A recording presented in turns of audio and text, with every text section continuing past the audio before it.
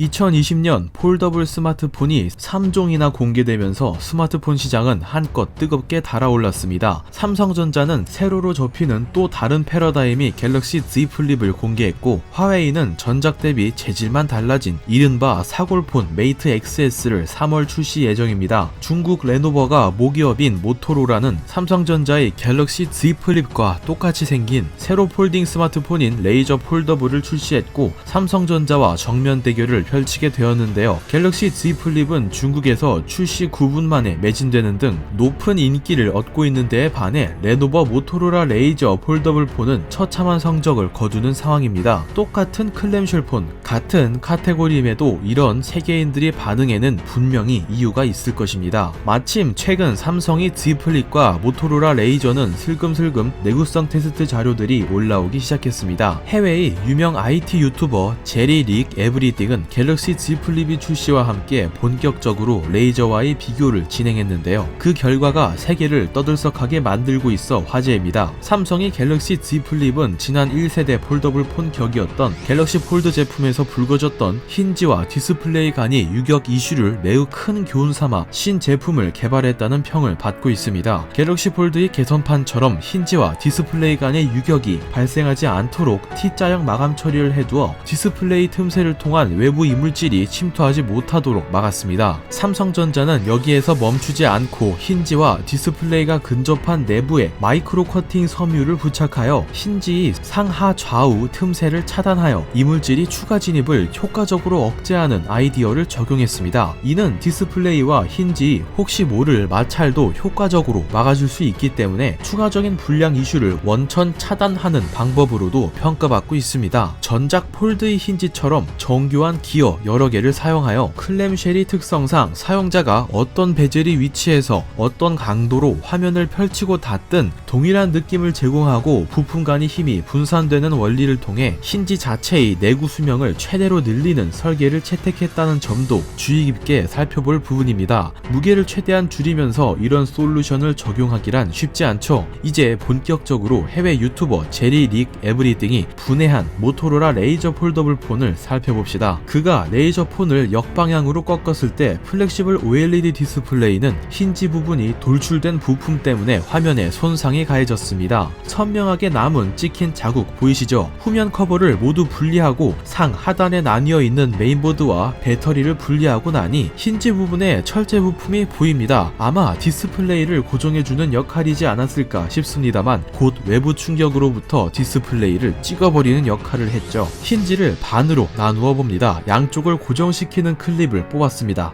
너무 충격적이라서 다시 보고 싶지가 않을 정도네요. 프레임에 조잡한 돌기가 보입니다. 그리고 힌지의 구성은 이것으로 끝이 납니다. 양쪽 모두 같은 방식으로 설계되어 있습니다. 이 프레임은 힌지와 연결된, 아니 힌지 그 자체의 역할을 하고 있었습니다. 톱니와 프레임 사이에 스프링을 넣었지만 오히려 독이 되었습니다. 어느 방향이든 프레임에 충격이 가해지면 힌지 쪽에 충격이 그대로 전달될 수 있는 구조라는 것이죠. 만에 하나 떨어뜨리기라도 하면 충격이 스프링을 타고 완충 작용을 한 차례 거치겠지만 이 톱니바퀴는 스프링 하나에 모든 것을 의지하고 있는 형태라는 것에 주목해야 합니다. 스프링에 스트레스가 누적되어 조금이라도 변형이 일어났을 때 그 피해는 그대로 톱니 이탈과 마모 등이 2차 변형을 가하게 되고, 이는 접고 펼치는데 문제를 야기하게 된다는 것입니다. 즉 외부로부터의 압력 충격에 매우 약한 구조라는 것입니다. 결국에는 원가 절감으로부터 비롯된 아이디어겠지만 어린이들 장난감에나 쓸만한 조잡한 설계라는 비난은 피해갈 수 없었습니다. 심지어 이 톱니는 외부에 노출되어 있어 단단한 이물질이 끼게 된다면 톱니의 마모를 가속화시키기 쉬웠습니다. 하나의 톱니바퀴로 이루어진 힌지를 2발짜리 핀으로 고정을 시켜두었고, 왼쪽과 오른쪽 사이드 두 곳만으로 힘이 집중되도록 설계된 힌지.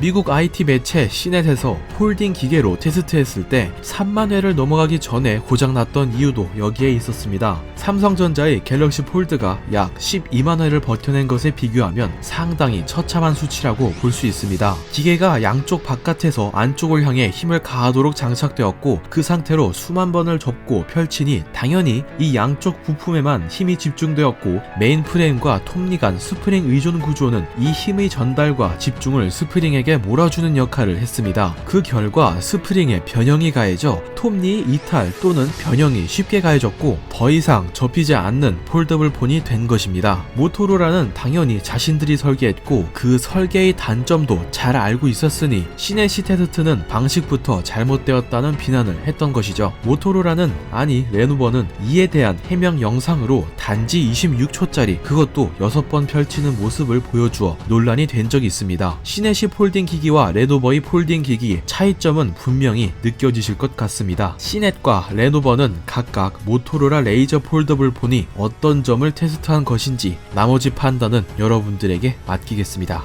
이상 퀴즈였습니다.